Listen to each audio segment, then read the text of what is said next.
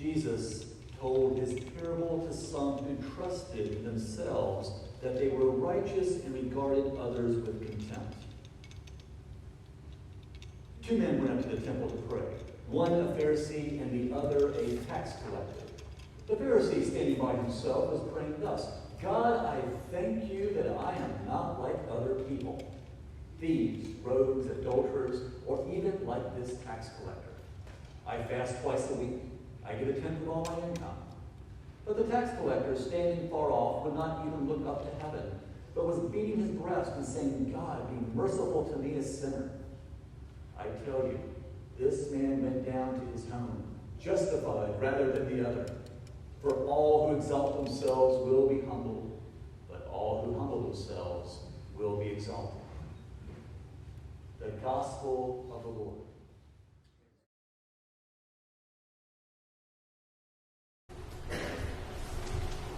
When it comes to the game of life, it's a matter of do or die. You got to be quick. You got to be quicker than the other guy. Does that sound like good advice to you? Does it sound like godly advice? Does it even sound like what Jesus is inspiring us with his words to increase our faith, our hope, and our charity? Is life truly a contest of winners and losers, those who are right and those who are wrong? Is it a matter of do or die? To bring home this point, obviously, I have an illustration for you. I had the good pleasure, before I became a priest, of being a youth minister. It was a very humbling experience to work with young people. Let me tell you that.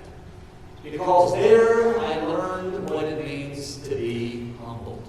In those weekly gatherings on Sundays, when I would call the young people, and we would have a meeting, but I realized in order to have a successful youth group meeting, you have to do three things. These are the ingredients for having a good, effective youth minister. 1, feed them.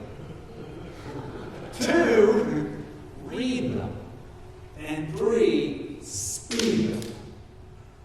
They like that fastness. I'll get to that in a minute. The first one's pretty obvious. You feed them and they will come. Young people need to be fed. You put out pizzas and a bunch of food that maybe you and I wouldn't eat. They'll just gobble it up, and I don't know where it goes. But they need to be fed. The second one is you got to read them.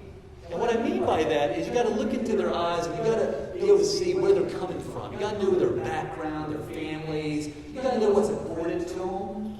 You got to be able to look at them and say, I think I know what they look at in life, what's important, where they think that they're going to win or lose, or what's right or wrong. And they're just trying to do the best they can to develop. But as a youth minister, you got to read them, or else they're not going to hear a word you're saying. The third one is the fun one. The third one is you got to speed them. It means everything around games. All right? When I had my youth group, if we had the food, if we had a good devotion, and we had good social time talking, but we didn't have a game, it wasn't a success. You had to have something. So what did we do? We played football and volleyball and football and soccer. Anything with a ball, you were good. But you had 2 sides, right? You had those and you had those. But there were also a lot of individual games that we played. And in every game we played, there was always a moral lesson that you could get out of it. What are some of those individual games? Well, hide and go seek. Tag. Tag is like a universal game. I think it's been around since Adam and Eve, to be honest. And it is a game to which when I would announce on that particular day that we met, saying we're going to play tag, you could just read them and see what the reactions were going to be. They already knew the rules. They already knew the main rule was what? Don't get caught. Don't get tagged. That's the essence of tag. Don't get tagged. But there were other things that you also need to know. What's another important element of playing tag? Where is home base? Where is the place that you've got to get to so that you're going to be safe? So between that point where I say all of you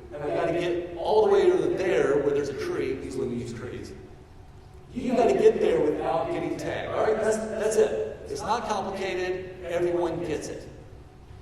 I can read their eyes. All right? You got those sprinty boys, for example, who said, I got this. I'm going to run faster than all those others. I'm so much faster. I got this. This is going to be a cakewalk. And then you got some that rolled their eyes. Typically it was the girls, and they were like, oh, do we have to do this? But in some way, I don't know, but somewhere I thought they wanted to get caught. They just want to give up early, and they lost with grace at times. But there were some girls that were really fast, and they were tough to catch. And then you had the intermediaries. Those are the ones that were like, how can I be sneaky enough to go around and not be seen and get caught? How can I just lay low and get to that place? So you had all three of these strategies going on. And when you look at each of them, you knew that there was going to be winners and losers. But what was the right way to do it or the wrong way? Well, that was up to interpretation. Here we go. So now I've got the rules. I told everybody where we're going, how we're going to get there. And the fun part of the first game was, all right, I got to pick someone. Not it. Not it. Not it. Everyone's raising their hand. It's like they didn't want to be it. Why didn't you want to be it? You have all the power. You have all the authority. You're going to be the one that goes over and tags as many as you can before you get to home base. You would just intuitively think that would be the most desirable thing to do. But that wasn't my experience. I noticed that they didn't want that. They just wanted to be the one that can win. They didn't want to be that person that tagged other people. So I read between the lines. I didn't want to put anybody exactly on the spot with this one, so I decided to take it for the team, and I would mentor being the first person to go around and tag. And as I'm thinking of this, I'm thinking, where is the moral lesson in playing freeze tag with young people? How can I get this home? And you could just have not designed a better place in the Bible than Jesus talking about the lowly and humble and those higher up and exalted. And so I started to think, I think we will apply this here today. Now, when I said go, who do you think I went after first? Did I go for those that were the slowest? Or do you think I went for the quickest? I went for the quickest. And the reason for that was because I wanted to show them the hypocrisy of their pridefulness, of being better than all the rest. You know, kids and adults today, we're struggling with that competition, aren't we? About winning and losing and being right versus wrong. And we want to be not it. We don't want to get tagged. And here we go. I tagged the first individual, the fastest boy. He's like, why'd you pick on me? Because you're going to help me teach a valuable lesson here. There he was, humiliated, disturbed, wondering why in the world I was the fastest, I had the easiest run. And now here I am waiting at the mercy of somebody who is slower and weaker to come by and pick me so I can be unfrozen. I said tag is probably a universal game. I wonder if it was there in the words of St. Paul when he's writing his letter to Timothy. Did you catch any of that? Timothy, of course, is his pupil, and he writes to him and says, at my first defense, no one came to my support. Tag, you're at Paul. All deserted me. Oh, the lonely place he was in. May it not be counted against them. Whew, that's good. He forgave those people who didn't come by and unfreeze him. But he matured in his statement. And he realized that he had been poured out over his life. And he could look in reflection, and when he looks back, he further goes to say, the Lord who will save me from every evil attack and save me surely for his heavenly kingdom. You can just sense there was a change in his life. We know the story of St. Paul. He was being groomed for greatness. He was the quickest. He was going to be a rabbi. He was going to be one who gave commands and commanded people with great power. Oh, he was ready for it. He persecuted those who believed that Jesus was the Messiah. Stephen was a good example of that, where he put his thumb down and he said to him, I don't think he's deserving to live. he doesn't follow our rules. He can put people to death. But after the resurrection, the ascension, we would think that Jesus was no longer on the playing field, but that's where we're wrong. He was right in the middle of all the action. He came to Paul with a blinding light on the road to Damascus, and there he said, Paul, Paul, why do you persecute me? How was Paul persecuting? He was putting himself above all others. It took 14 years for Paul to get his act together, to really understand the rules of the game about what it means to do or to die. Paul had to change. He had to be quicker than the guy he was before. Saul became Paul. The conversion was real.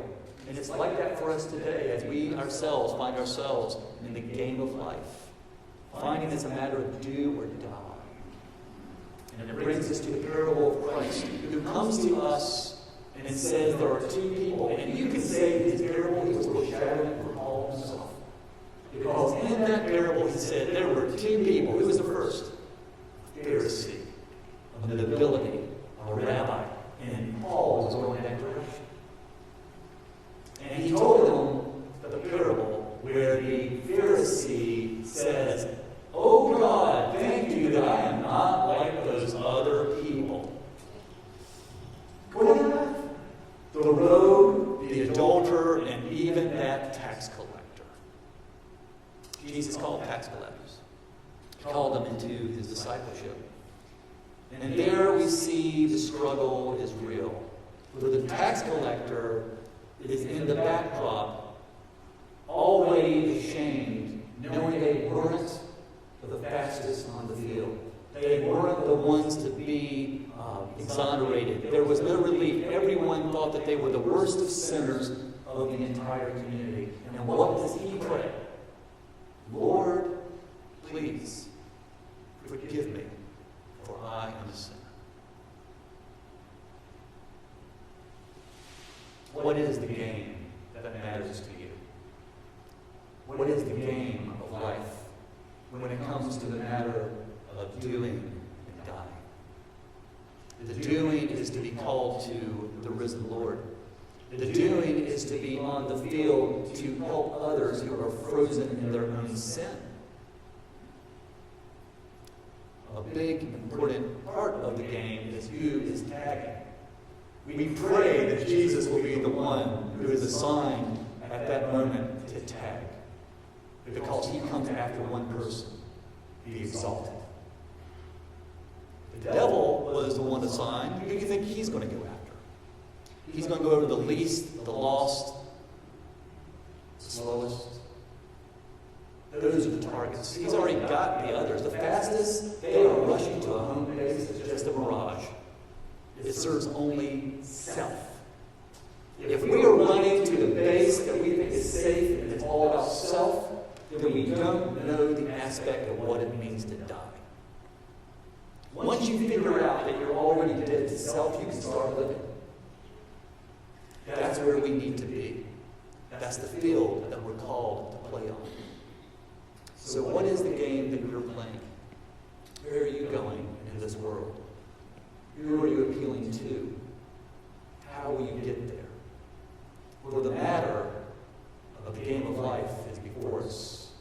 And it's a matter of doing and dying. The exalted will be humbled. The humble will be exalted. Why don't we try a little bit of different advice?